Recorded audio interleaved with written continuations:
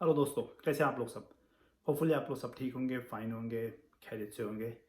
Welcome to one more episode of inside view with Sameer. और शुरू करने से पहले सेम रिक्वेस्ट, प्लीज़ सब्सक्राइब करें, कमेंट करें, लाइक करें। अगर आप मेरा वीडियो व्यू कर रहे हैं तो प्लीज़ उसे सब्सक्राइब भी कर लें। राइट साइड पे आपको बेल का आइकॉन है, उसे दबा के आपको सिर्फ ऑल करना है और बस सब्सक्रिप्शन हो जाएगा। नोटिफिकेशन भी आपको मेरे एपिसोड्स के बारे में मिल जाएंगे।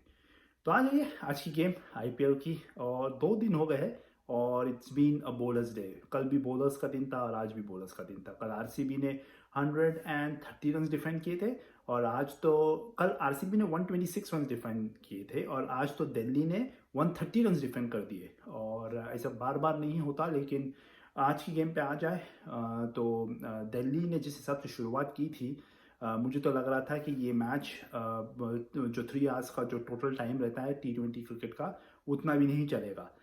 23 for 5 थे दिल्ली फ्रॉम फ्रॉम एक स्टेज पे और फिर वहाँ से कमबैक करना क्रेडिट जाता है उनके कप्तान डेविड वार्नर को। जिस हिसाब से उन्होंने फील्ड पे जब फील्डिंग कर रहे थे दिल्ली, तो जिस हिसाब से उन्होंने अपना एग्रेसिव खेल दिखाया, जिस हिसाब से उन्होंने कप्तानी की, बॉलर्स रोटेशन किए, बहुत इंप्रेस किया उन्होंने आज अपनी कैप्टनसी से।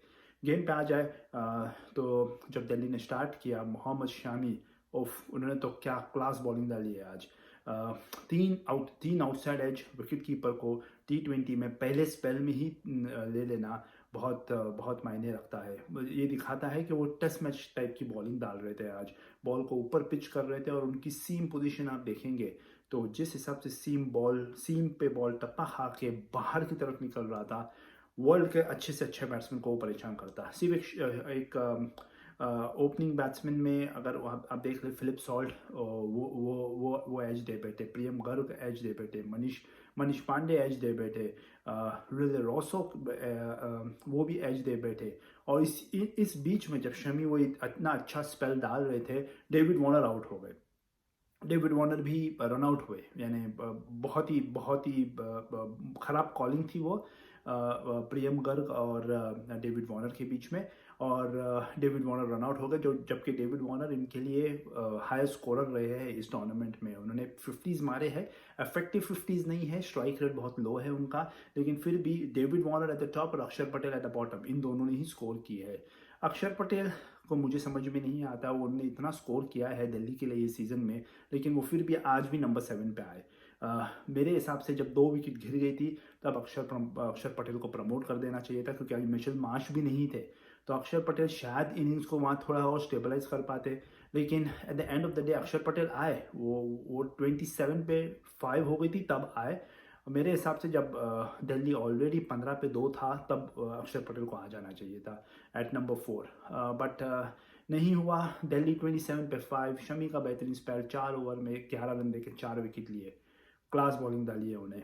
और जब ऐसा होता है तो दूसरे भी बॉलर्स बैट्समैन पे हावी हो जाते हैं। अक्षर पटेल और अमन खान ने एक अच्छी साझेदारी की, सिंगल्स लेते रहे, एक आधा रिस्क ले लिया। अक्षर पटेल ने कुछ 27 रन मारे, लेकिन अमन ने बहुत अच्छी से हाफ सेंचुरी मारी।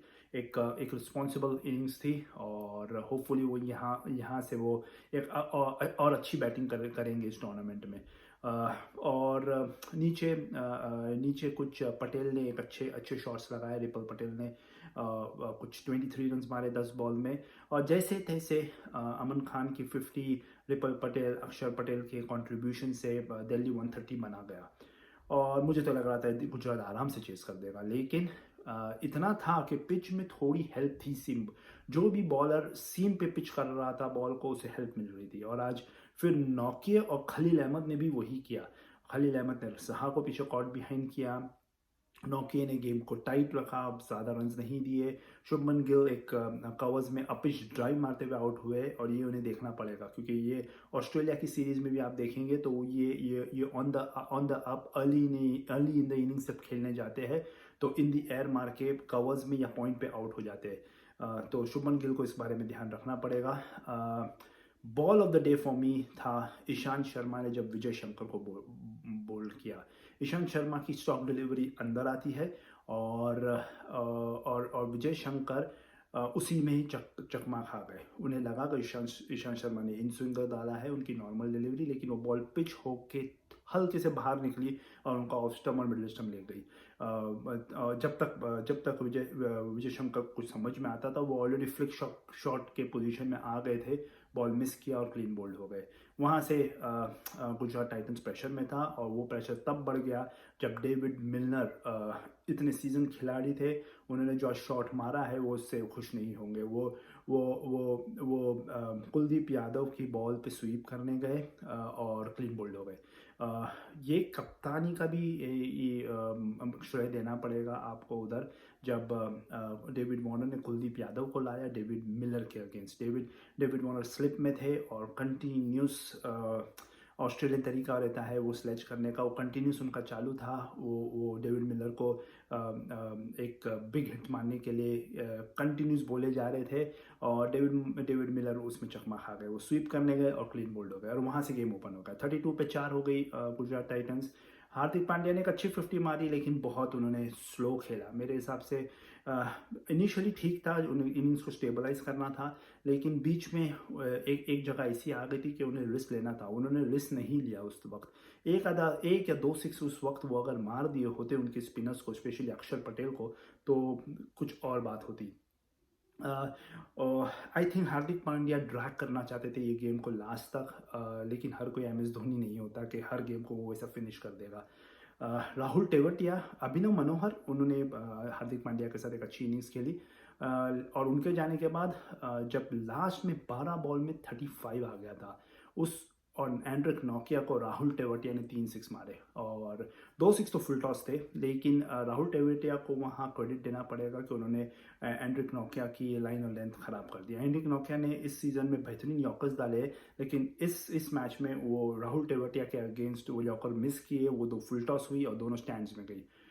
लास्ट ओवर में 12 रन चाहिए थे और मुझे तो लगा था कि गुजरात टाइटंस फिनिश करेगा, लेकिन ईशांत शर्मा के माइंड में कुछ और था। उन्होंने एक अच्छी गेंद डाली हार्दिक पांड्या को, दोनों 2 रन गए पहले बॉल पे, फिर 1 रन और Hardik Pandya non striker end पे आ गए। 4 बॉल में 12 रन चाहिए थे और 4 बॉल में 9 रन चाहिए थे और उस वक्त ईशांत शर्मा ने एक डॉट बॉल डाला तेवतिया को और बॉल को ऑफ स्टंप के बाहर ही रखा, जहां से तेवतिया जो अगर देखेंगे तेवतिया का स्कोरिंग रेंज मिड विकेट और लॉन्ग ऑन के बीच में रहता है, वहाँ वो बहुत शॉट्स मारते हैं, लेकिन उन्होंने उसका मौका नहीं दिया, बॉल को ऑफ साइड ऑफ स्टंप ही रखा। तेवतिया फिर से मिड विकेट पर मारने गए और कैच आउट हो गए और उसके बाद राशिद खान थे, डेंजर था, लेकिन Ishant Sharma was in no mood कि आज वो ये मैच को फिर जाने देते। आखिरी बॉल पे 7 रन चाहिए थे और सिर्फ राशिद खान 2 रन मारने में सक्सेसफुल हुए।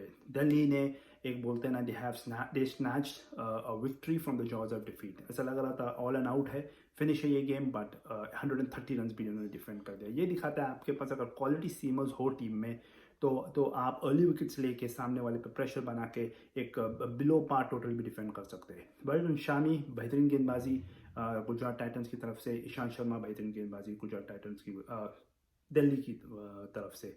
कुलदीप यादव ने भी अच्छी गेंदबाजी की, 4 ओवर में सिर्फ 15 रन दिए, बड़ा विकेट लिया डेविड मिलर का और बाकी सब बॉलर, जैसे मैंने पहले गुजरात टाइटंस के लिए हुआ, जब अर्ली विकेट गिरती है तो हर बॉलर कंट्रीब्यूट कर लेता है, टाइट रखता है। और नोकिया को लास्ट ओवर में कुछ 3 6 चले गए, लेकिन उन्होंने पहले 3 ओवर में और स्पेशली स्टार्ट के न्यू बॉल के साथ उन्होंने बहुत अच्छी लाइन और लेंथ की बॉलिंग डाली।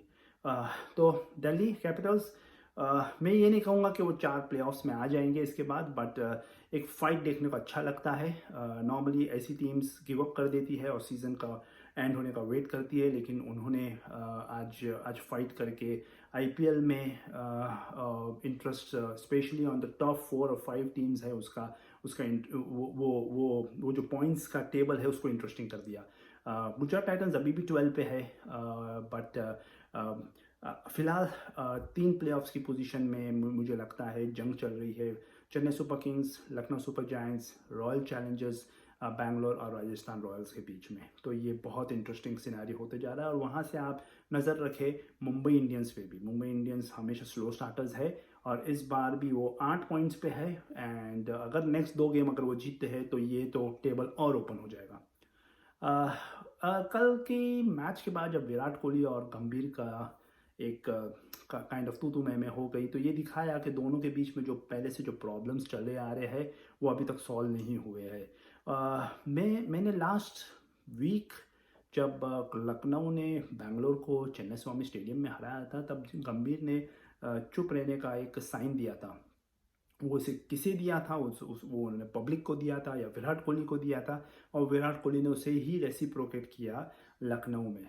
आई थिंक जब आप कुछ शुरू करते हो और things do not go your way, तो आपको वो चीज़ लेना भी आना चाहिए। गंभीर का कोई मतलब ही नहीं था कल प्लेयर्स के बीच में आके विराट कोहली से तू मैं करने का। वो चीज़ बहुत ही ख़राब दिखी टेलीविज़न पे। इनफैक्ट मैं विराट कोहली क्या डिफेंड नहीं कर रहा, लेकिन एज अ सीनियर प्रो उनको भी थिंग्स को थोड़ा कूल डाउन करना था। शुरू हुआ हैंडशेक्स के टाइम पे, और कल भी मैंने यही कहा था कि जो भी हो रहा है वो फील्ड पे होना चाहिए, गेम में होना चाहिए। जब हैंडशेक कर रहे हो तब कोई भी डिस्प्यूट बिटवीन द प्लेयर्स नहीं होना चाहिए। लेकिन वही हुआ कल। नवीन उल हक ने विराट कोहली को कुछ कहा, विराट कोहली ने उसे रेसिप्रोकेट किया, and things just fled up from that. सभी को, तीनों को एक एक मैच फी का जुर्माना लगा है बीसीसीआई की तरफ से, and hopefully this won't be repeated. Situation ये भी हो सकती है कि ये दो टीम प्लेऑफ्स में आ जाए, और तब वो मैच तो कुछ और ही होगा। तो देखते हैं दोस्तों, आज के लिए इतना ही। होपफुली आपको मेरे वीडियोस पसंद आ रहे होंगे और आप सब्सक्राइब करेंगे। तो फिर मैं अभी कल मिलता हूँ। कल की मैच में कल 2 मैच है, और पहला मैच जो है चेन्नई और लखनऊ सुपर जायंट्स का लखनऊ में, वो इंटरेस्टिंग होगा। चेन्नई को जीतना ज़रूरी है, और लखनऊ भी हार के आ रहा है, तो वो मैच थोड़ा कांटे का होगा। मैं एक्सपेक्ट कर रहा हूँ चेन्नई कमबैक करेगा कल। तो देखते हैं क्या होता है कल के मैच में, और फिर मैं आपसे कल मिलता हूँ। तब तक आप अपना ध्यान रखें, मुझे अब इजाज़त दें, और take good care of yourself.